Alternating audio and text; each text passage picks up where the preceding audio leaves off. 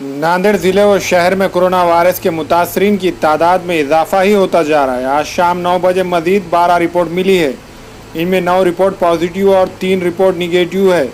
9 में से 2 पॉजिटिव मरीजों का ताल्लुक खंदार और नायगांव के देहात से है, जबकि बाकी मरीज शहर नांदेड़ से ताल्लुक रखते हैं। खंदार शहर में एक 44 साल खातून पॉजिटिव पाई गई है।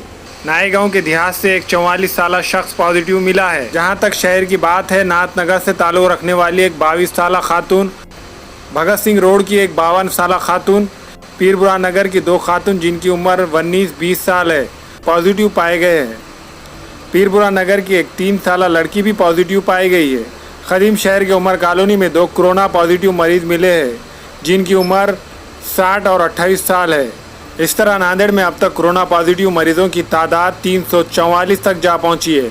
आज शाम 5 बजे तक एक भी पॉजिटिव मरीज नहीं था, लेकिन इसके बाद पहले 4 और बाद में 9 कोरोना पॉजिटिव मरीज मिले हैं, जो शहर के लिए एक बड़े खतरे की घंटी साबित हो सकती है।